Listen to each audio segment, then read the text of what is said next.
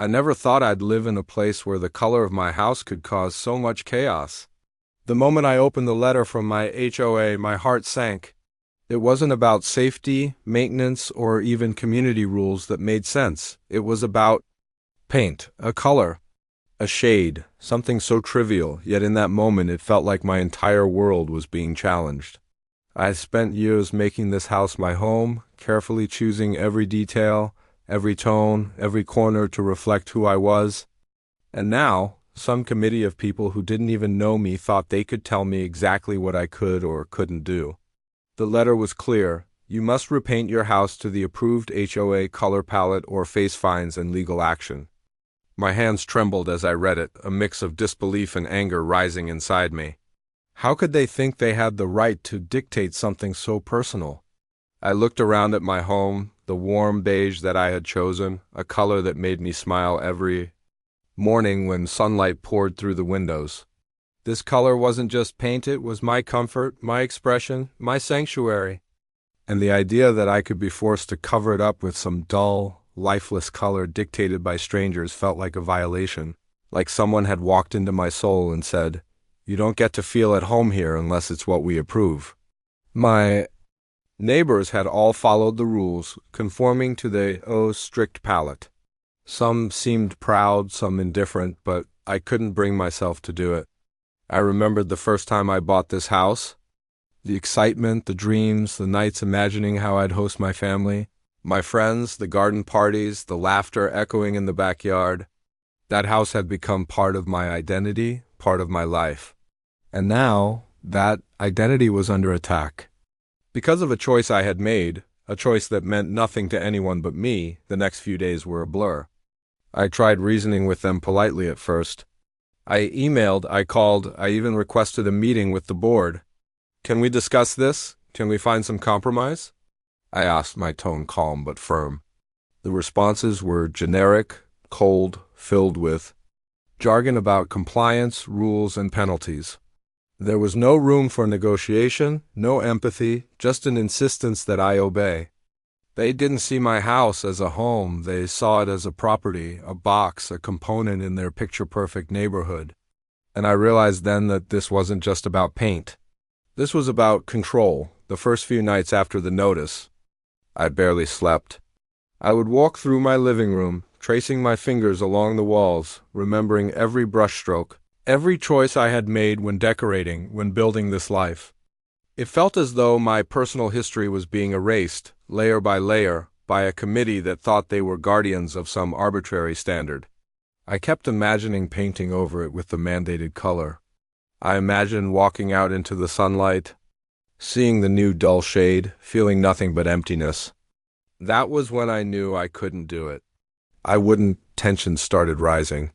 The HOA sent more letters, each one more threatening than the last. Final notice. Penalty begins immediately. Legal action will be taken. I was shocked at how aggressive they became over something that felt so personal and so insignificant in the grand scheme of life. And yet I wasn't alone. I began talking to neighbors, quietly at first, sharing my story. Some had quietly disagreed with the HOA for years but had complied to avoid conflict. Others had never thought about it. Slowly, I realized that there was a network of quiet frustration, a community of homeowners who felt suffocated by the same rules, the same rigid control. And I started thinking maybe standing up wasn't just for me. Maybe it was for all of us who had homes, hearts, and identities that deserved respect. Then came the day the board decided to visit my house in person. I remember the sound of their cars pulling into my driveway, their expressions rigid, their eyes scanning every inch of my property with judgment. I stood at the doorway, watching them, my stomach tight with anxiety but my resolve firm. They began their inspection, taking notes, pointing out violations with an air of superiority, as if they were enforcing laws instead of petty aesthetics. I listened quietly, letting them speak, but inside, a fire was growing. I wasn't going to back down. The confrontation became tense. "You must comply," one board member said, voice low but threatening. "This is not optional." I looked him straight in the eye, my hands firmly on my hips, and said, I will not paint my house a color I hate. This is my home, my choice, and I will not comply with an arbitrary rule that strips me of that. Silence fell over the group. I could see surprise, maybe even anger on their faces. I knew I had crossed an invisible line. But for the first time in weeks, I felt a strange relief, a sense of empowerment. I was standing up for myself, my home, my identity. The argument continued, words exchanged, threats made, and I realized this wasn't going to end easily. But as they left, I felt something shift inside me. I wasn't just a homeowner being bullied by a committee. I was someone who refused to be silenced, someone willing to fight for her personal freedom. That night, I walked around my yard, touching the walls, breathing in the familiar scent of my home, and I smiled. They could threaten, they could fine, they could try to intimidate, but they could never take away the connection I had to my house, the love I had poured into it, the memories etched into every corner. Over the next few weeks, the tension escalated. Fines arrived in the mail, emails filled my inbox with increasingly harsh language, and I began documenting everything. Pictures of my house, copies of every letter, recordings of every interaction. I knew I might need them. But more importantly, I realized that standing up for my home had become a mission. I wasn't just resisting paint colors, I was asserting my right to live freely without arbitrary control. And in that moment, every sleepless night, every anxious thought, every pang of fear turned into determination. And as the sun set behind my house, casting long golden shadows over the beige walls I had chosen, I knew that no matter what came next, I had made the right choice. I wasn't just defending a color. I was defending my freedom, my happiness, my home. And this story, captured through letters, meetings, and my quiet determination, was only just beginning. Days turned into weeks, and the situation with the HOA escalated beyond anything I could have imagined. Fines kept arriving, stacked on top of each other, each one more intimidating than the last.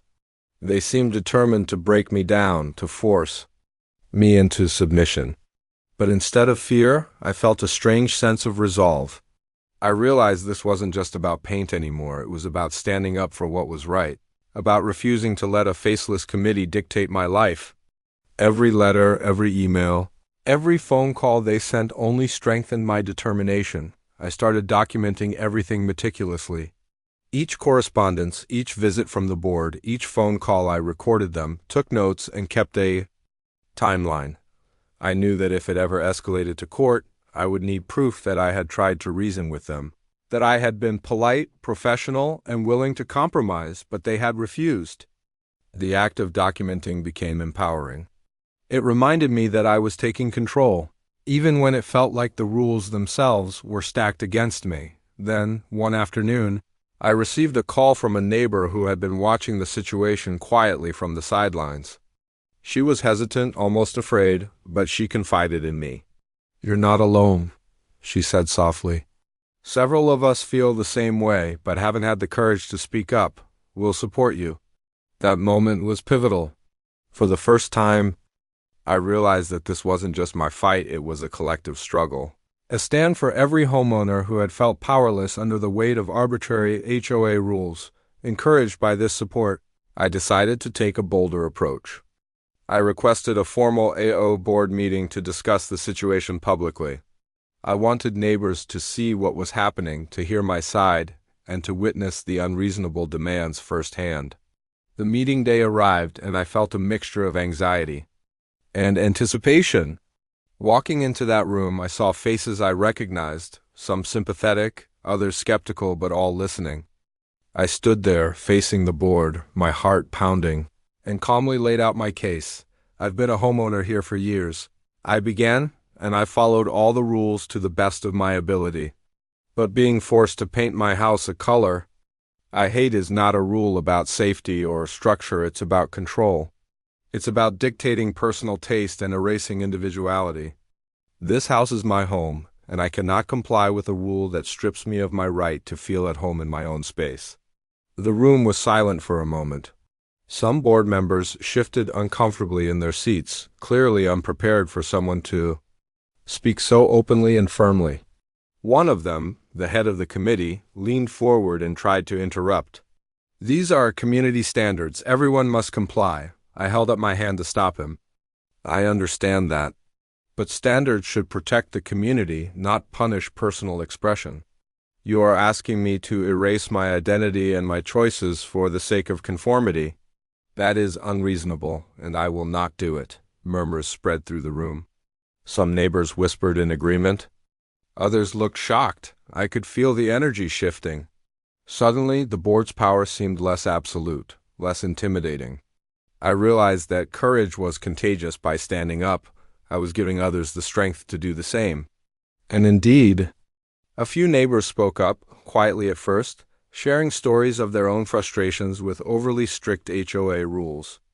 It became clear that the issue extended far beyond my house. It was a systemic problem, a pattern of control that had silenced many for too long. After the meeting, the board attempted to assert authority, sending another wave of letters and threatening further fines. But by now, I had legal advice and support from other homeowners. I had documented every interaction, every violation, every attempt at peaceful resolution. I wasn't just defending my paint color anymore. I was challenging a system that had overstepped its bounds. Every day I felt more empowered, more confident in my stance. I refused to be bullied, and the realization that I was not alone gave me strength I had never felt before. The days that followed were a delicate balancing act. I maintained my home meticulously, ensuring that there was no legitimate reason for the HOA to escalate their actions. I continued communicating politely but firmly, refusing to be intimidated.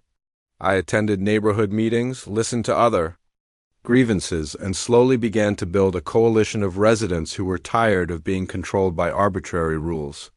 Together, we shared advice, drafted responses, and supported each other in standing up to unreasonable demands. It was no longer just about my house, it was about community solidarity. And then, one morning, I received a notice that stunned me. The HOA had scheduled a final hearing to enforce compliance, threatening significant fines if I did not paint my house within days. My heart raced as I read it, but instead of panic, I felt clarity. I was prepared. I had allies, I had evidence. And most importantly, I had the courage to stand my ground. This confrontation was inevitable, but I was ready. I would not be silenced. I would not conform against my will. And I would defend not just my house, but my right to choose how I live. The night before the hearing, I walked through my home, touching the walls I had lovingly maintained. Each corner, each detail, every brushstroke of the beige paint represented more than color. It represented years of care, memories, and life experiences. I thought of the support from neighbors who had spoken up, the documentation I had meticulously compiled, and the principle I was defending. Sleep eluded me, but fear had faded, replaced by determination. Tomorrow would be challenging, but I knew that standing up for myself was worth any conflict. As the sun rose the next day, I stepped outside, greeted by the familiar sight of my home in its cherished beige. I knew the board would arrive, armed with threats and paperwork, but I also knew that I had prepared for this moment. The confrontation would be tense, but I felt ready to face it with dignity, courage, and unwavering resolve. And in that moment, I understood that this struggle was about more than paint. It was about asserting my rights, preserving my home, and showing that no committee could dictate the life I had built with my own hands. The day of the final HOA hearing arrived, and I could feel the tension in the air the moment I stepped outside. The sun reflected off my beige walls, the color I had chosen and cherished for years, now at the center of a storm. I could see the board members' cars pulling into the neighborhood, their faces set with determination, unaware that their rules were about to meet unshakable resistance. Neighbors I had quietly spoken to before had gathered at the edges, offering supportive nods and whispers of encouragement. It felt surreal, a mix of anxiety and quiet triumph. As the board members approached my house, papers in hand and pens ready to enforce their authority, I felt a calmness wash over me. I had prepared for this moment for weeks, meticulously documenting every interaction, consulting legal advice, and gathering quiet support from neighbors. I knew the fight was bigger than me now. This was no longer just about a paint color. It was about standing up against arbitrary power, about defending personal freedom, about showing that homeowners were not powerless under the weight of endless rules. The head of the HOA cleared his throat, his voice firm and authoritative as he began, "We are here to enforce compliance. You have ignored multiple notices. You are required to repaint your home according to the HOA-approved palette." I took a deep breath and met his gaze, my own voice steady and unwavering. I have followed all reasonable HOA rules over the years, but being forced to paint my house a color I hate is not reasonable. This is my home, and I will not comply with a rule that strips me of my personal expression. The room went silent. Some neighbors exchanged glances, impressed by my courage. The board members were caught off guard. I continued, presenting my meticulously organized documentation showing the letters, emails, fines, and my repeated attempts to negotiate. I highlighted the unreasonable nature of the demand, the lack of any safety or structural concern, and the purely aesthetic imposition. "This is not about the community's well-being," I said. "This is about control, and I cannot accept that." Arguments and objections flew back and forth. The board tried to assert authority, claiming they were acting in the community's interest, that rules existed for harmony, but I remained firm. I pointed out inconsistencies in their enforcement, highlighting how many houses did not fully comply but were ignored. I emphasized that fairness and reason should guide rules, not intimidation and arbitrary decisions. My voice never wavered. My determination resonated not only with me but with the audience of neighbors who had gathered. Then, one of the neighbors stood up. A woman I had spoken to before quietly raised her hand and spoke, her voice trembling but sincere. "We all value our community," she said, "but these rules go too far. She has every right to choose the color of her home. We support her." Others nodded, murmured agreement spreading across the room. Suddenly the atmosphere shifted. The power dynamic that had seemed absolute moments ago now wavered. I realized that by standing firm I had given courage to others to speak their truth. The board's authority felt less like law and more like tradition being challenged. After hours of tense discussion, deliberation, and heated exchanges, the board finally paused. They were exhausted, frustrated, and perhaps uncertain about how far they could push without risking community backlash or legal complications. I could see the change in their demeanor. Their rigidity, once impenetrable, had softened slightly. Under scrutiny and the collective voice of concerned neighbors, I remained calm, letting the tension sit in the room, letting the weight of my arguments and the support of the community speak louder than words. Eventually, the head of the HOA sighed, looked at his notes, and said, "We will review the matter further. No immediate action will be taken." It wasn't a full victory yet, but it was a pause, a breathing space. I felt relief, but more importantly, a sense of validation. I had stood my ground, defended my home, and refused to be intimidated. And in doing so, I had inspired others to consider that rules should serve people, not control them. In the following weeks, the tension gradually eased. The board did not send further letters demanding compliance, and the fines stopped. Neighbors began to share their own experiences, quietly at first and then more openly. The community slowly started to realize that collective awareness and courage could prevent abuse of power. My house remained the warm beige I had chosen, standing as a symbol of resistance, of personal choice, of a life defended against arbitrary authority. I continued to document every interaction, every conversation, not because I expected future conflict, but because knowledge is power. I realized that maintaining records, knowing your rights, and speaking up respectfully yet firmly is essential when facing unreasonable demands. The entire ordeal taught me lessons about courage, community, and the importance of standing up for what you believe in, even when it seems daunting. And as I walked through my garden one evening, feeling the golden light fall across the walls of my home, I reflected on how much had changed. I had faced fear, intimidation, and pressure, yet I had remained steadfast. My neighbors had seen strength and fairness in action, and a quiet sense of unity had begun to emerge. It was clear that one person's courage could ripple outward, creating a force far greater than expected. This experience reshaped my understanding of power, authority, and community. The HOA, once an imposing force, had been humanized by our collective courage and by the persistence of fairness and reason. I realized that rules should exist to guide, protect, and unify, not to strip away identity and impose conformity. And most importantly, I learned that standing up for yourself, even when alone at first, can inspire change beyond your imagination. In the end, my house remained untouched, my beige walls standing as a testament to resilience, to individuality, and to the strength of a homeowner refusing to bow to arbitrary authority. But the story didn't end with just me. Other neighbors began questioning outdated rules, advocating for transparency, fairness, and respect for personal choice. Our neighborhood slowly transformed into a place where voices mattered, where courage was respected, and where rules served the people rather than controlling them. Looking back, I realized that the fear, anxiety, and sleepless nights had all been part of a journey toward empowerment. The HOA may have tried to control me with threats and fines, but they underestimated the power of preparation, documentation, and unwavering courage. And more importantly, they underestimated the collective strength of a community when individuals choose to stand up for what is right. This story is not just about paint. It's about life, courage, and asserting your right to your own space. It's about knowing that some battles are worth fighting, not for defiance, but for justice, for identity, and for the principles that make a house a home.